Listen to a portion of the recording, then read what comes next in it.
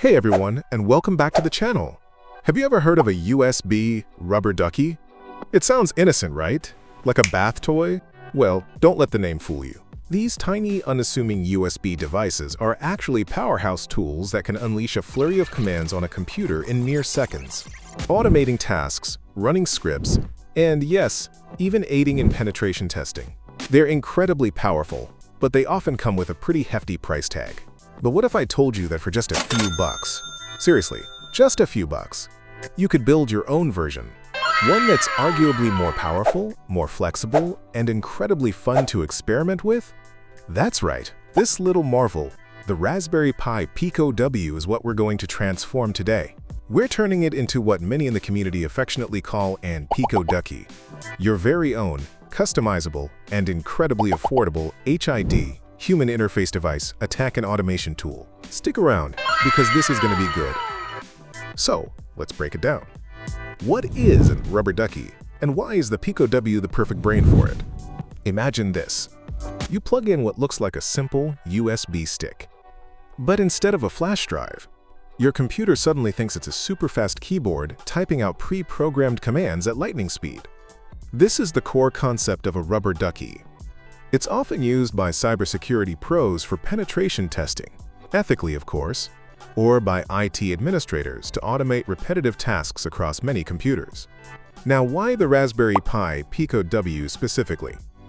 Because it takes this concept and kicks it up several notches thanks to an amazing open-source project called dbisu/Pico Ducky on GitHub. This isn't just a basic ducky. It's got superpowers, HID emulation. Of course, it mimics a keyboard, sending those rapid keystrokes.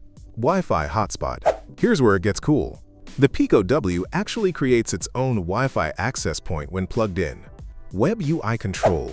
And get this, you can connect to that hotspot from any Wi-Fi enabled device, your phone, your laptop, and access a super clean, intuitive web interface. Live payload injection. This means you can inject payloads remotely, modify them on the fly, and experiment without ever touching the Ducky again once it's plugged in. Multiple payloads, store and switch between different Ducky script payloads directly from that web UI. The Pico W is just a few euros, incredibly powerful for its size, and its built-in Wi-Fi makes all these advanced remote capabilities possible. It's a game changer. Critical disclaimer: ethical use only. Alright, before we dive into building, we have to talk about this. This is critical.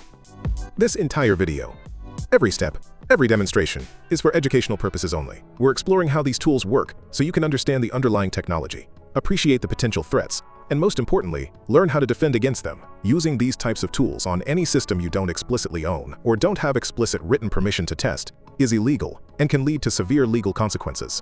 I cannot stress this enough. Always, always, always stay within legal and ethical boundaries. Your integrity and your freedom are far more valuable than a few lines of code. Please use this knowledge responsibly. Okay, with that vital disclaimer out of the way, let's talk about what you'll need to follow along. The great news? It's not much at all. First, of course, a Raspberry Pi Pico W. Make sure it's the W version for the Wi-Fi, a micro USB cable. Crucially, make sure it's a data cable, not just one for charging. Some cheap cables are power only, and that won't work for flashing firmware. A computer. Any PC, Mac, or Linux machine will do, as long as it has a USB port. CircuitPython firmware. We'll flash this onto the Pico to make HID emulation super easy. A text editor like VS Code or Notepad++ for editing some configuration files. A target system for safe testing.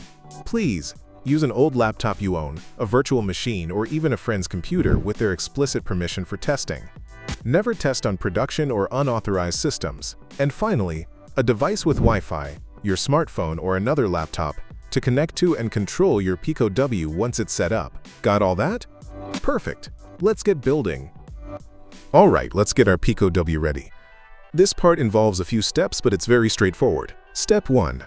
Flashing CircuitPython. This firmware makes our Pico speak Python and understand USB keyboard commands. First, head over to circuitpython.org. I'll put all links in the description below. Navigate to the Downloads section and grab the latest UF2 file specifically for the Raspberry Pi Pico W. It's a small file. Now grab your Pico W. See this little white button labeled Bootsel? You need to hold down this BOOTSEL button while you plug the micro USB cable into your computer. Keep holding it for a second or two after plugging it in. Your computer should now recognize the Pico W as a new drive called RPIRP2. It's like a tiny USB stick. Simply drag and drop the CircuitPython UF2 file you just downloaded directly onto that RPIRP2 drive. The Pico will automatically reboot, and that drive will then rename itself to CircuitPy. That's how you know CircuitPython is installed. Easy, right? Step 2. Installing the Pico Ducky files. Now, let's get the core Pico Ducky magic onto our Pico. Go to the dbisu/Pico-Ducky GitHub repository. Again, link in description. Download the entire project as a zip file. Next, we need some CircuitPython libraries. Head back to circuitpython.org/libraries and download the latest CircuitPython library bundle. This is a bigger zip file. Unzip both of those downloads. From the library bundle's lib folder, you'll need to copy a few specific folders/files into your Pico W's CircuitPy/lib folder. You're looking for Adafruit_hid, Adafruit_debouncer.mpy, Adafruit_tix.mpy, asyncio, and Adafruit_wsgi. Just drag and drop them into CircuitPy/lib. Now, from the dbisu Pico-Ducky folder you downloaded, copy these specific files directly to the root of your CircuitPy drive. boot.py, duckyandpython.py, code.py, webapp.py, and wsgi-server.py. These are the brains of the operation. Critical for Wi-Fi. Create a new file in the root of your CircuitPy drive called secrets.py. Open it with your text editor and add this exact code. Secrets equals SSID, your Pico Ducky hotspot, password, your hotspot password. Important: change your Pico Ducky hotspot to whatever Wi-Fi network name you want your Pico W to broadcast, and your hotspot password to a strong, unique password for that hotspot. This is how you'll connect to control it. Save the file. Optional but recommended for setup. To prevent accidental payload execution while you're setting things up, you can temporarily connect GP0, pin 1, to GND, pin 3, on your Pico W with a jumper wire. This puts it into a setup mode. Remember to remove this wire before you want payloads to actually run when you plug it into a target device. Congratulations! Your Pico W is now an Pico Ducky, ready for action. Alright, time to see this thing in action. Let's start with the absolute classic, a Hello World payload, but at Ducky speed. This simple script will open Notepad on our target computer and type a message for us. I'm going to plug our Pico W Atom Ducky into this test computer. Watch closely, and boom! You see that? Windows key +R, Notepad is typed, Enter is pressed, and now, hello from your Pico Ducky, this is incredibly fast, is just flying onto the screen. Did you see how fast that was? That's the power of HID emulation. The computer truly believes a human is typing, but it's our tiny Pico W doing all the work. Simple, yes, but it perfectly illustrates the fundamental capability of these devices. Think about the repetitive tasks you could automate with this. Okay, that was cool, but now let's see the real power of the Pico W's Wi-Fi capabilities.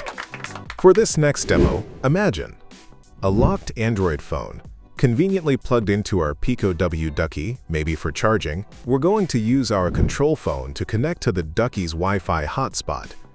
Remotely unlock the target phone, for ethical demo purposes of course, open its browser, and, well, you probably know where this is going. Our Pico W is plugged into the target phone. Now, on my control phone, I'm just connecting to the Pico W's Wi-Fi hotspot, which we named earlier.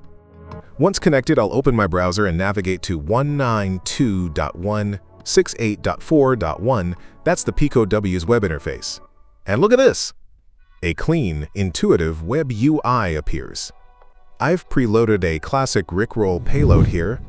I'll just select it from the drop-down, hit Run. And there it is. The phone unlocks, the browser opens, and boom! We just Rickrolled an Android phone, completely remotely. This isn't just about pranks. It showcases the Pico W's incredible ability to interact with various devices and the sheer power of remote payload injection via its built-in Wi-Fi web interface. No need to physically touch the Ducky once it's plugged in. The possibilities for automation and ethical testing are truly vast. Alright, for this demonstration, we've set up a completely isolated, clean target test machine, this physical desktop. And on my separate attacking computer, I've got a netcat listener waiting. Our Pico Ducky is preloaded with a special payload. Watch closely, I'm plugging in the Pico Ducky. It's acting as a lightning-fast keyboard, silently opening PowerShell, downloading our tiny reverse shell executable in the background, and bam! Did you see that? Right here on my attacking machine, we now have a live command line shell to the target system. I can type wumi, and there's the user. Now I will type dir, and I see the files, all triggered in seconds by that tiny Pico Ducky. This is how powerful HID attacks can be. And there you have it, a comprehensive look at building your very own Pico Ducky with the Raspberry Pi Pico W. I truly hope you found this deep dive insightful and perhaps even a little bit inspiring. This project showcases the incredible power of these tiny microcontrollers and the importance of understanding how these tools work, both for offense, ethically, and more importantly, for defense. If you learned something new today, or if you're excited to build your own, please hit that like button, leave a comment below with your ethical payload ideas, and definitely subscribe for more advanced tech projects like this. Remember, knowledge is power, and with great power comes great responsibility. Stay ethical, stay curious, and I'll see you in the next video.